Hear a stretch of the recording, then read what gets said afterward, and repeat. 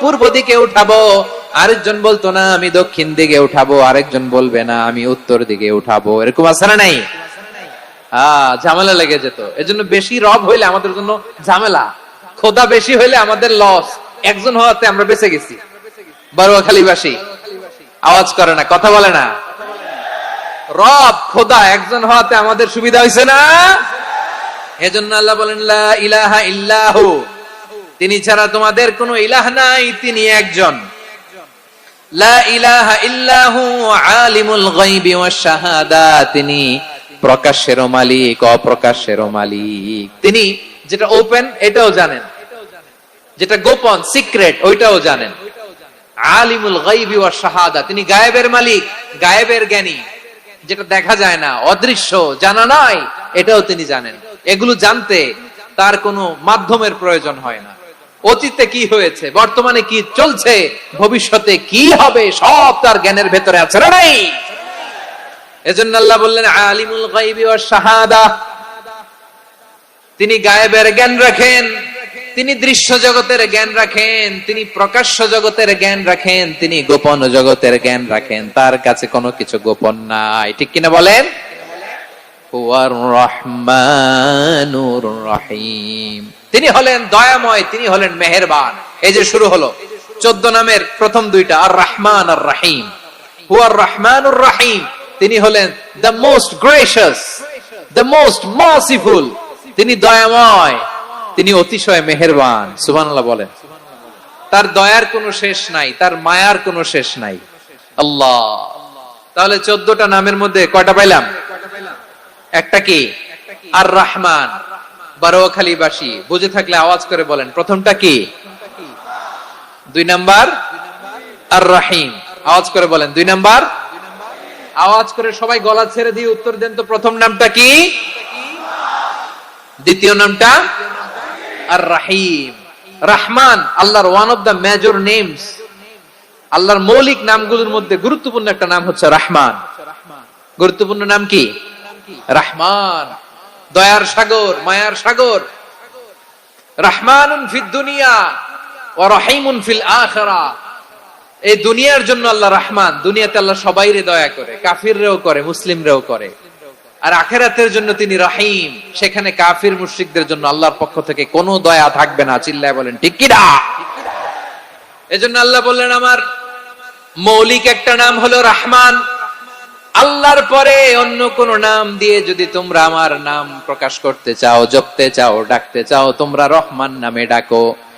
রব্বুল আলামিন ইরশাদ করেন কুলিদুল্লাহ আউদুর রহমান আইয়াম্মা তাদউ ফালাহুল আসমাউল হুসনা।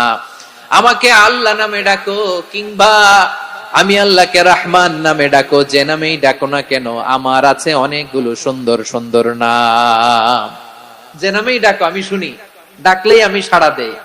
সকালে ডাকলেও সাড়া দেই, দুপুরে ডাকলেও সাড়া দেই, মাঝরাতেও যদি আমরা বিপদে পড়ি ডাকলে আমাদের ডাকে সাড়া দেয় কে? সবাই বলুন তো, সাড়া দেয় কে? আবার বিশ্বনবী যখন মক্কায় দাওয়াত দিচ্ছিলেন, তিনি মাঝে মাঝে আল্লাহর নাম বলছিলেন, মাঝে মাঝে তিনি রহমান নাম বলছিলেন।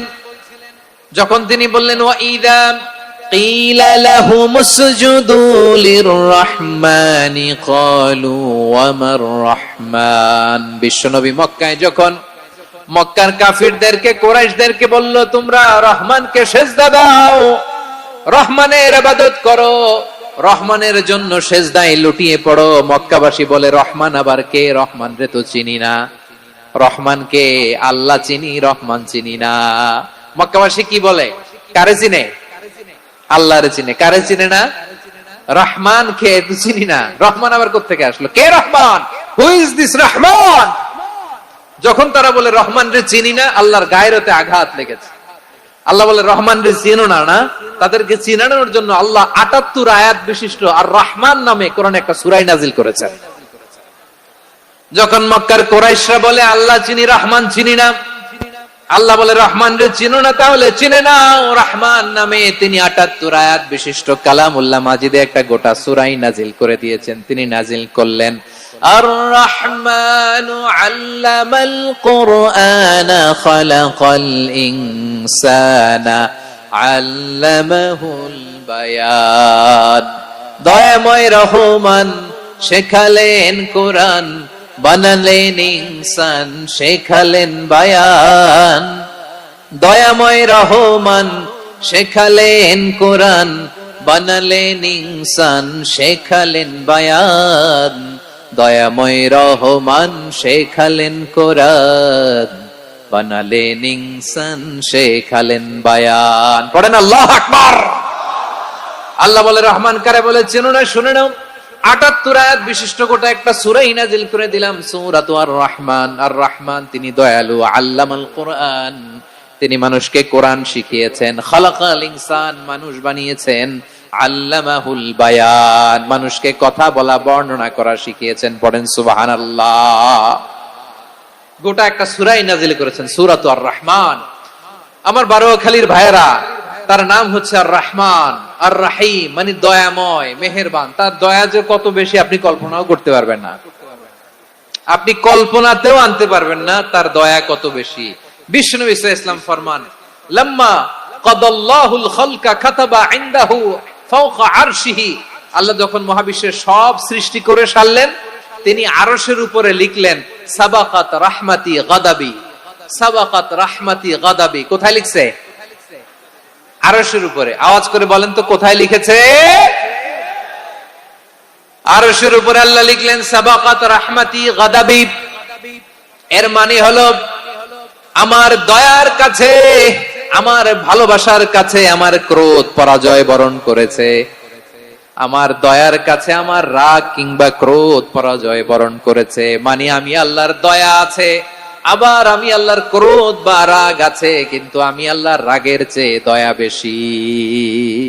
আওয়াজ করে বলেন, আল্লাহর রাগ বেশি না দয়া বেশি? আল্লাহর যদি রাগ থাকতো আমরা বাঁচতে পারতাম? যে পরিমাণে আকাম কুকাম আমরা করি, অপকর্ম করি, অন্যায় করি, জুলুম করে জুলুমের আড্ডাখানা বানিয়ে রেখেছি গোটা দুনিয়াকে, আল্লাহ যদি মুহূর্তে মুহূর্তে রেগে যেতেন আমরা বাঁচতে পারতাম?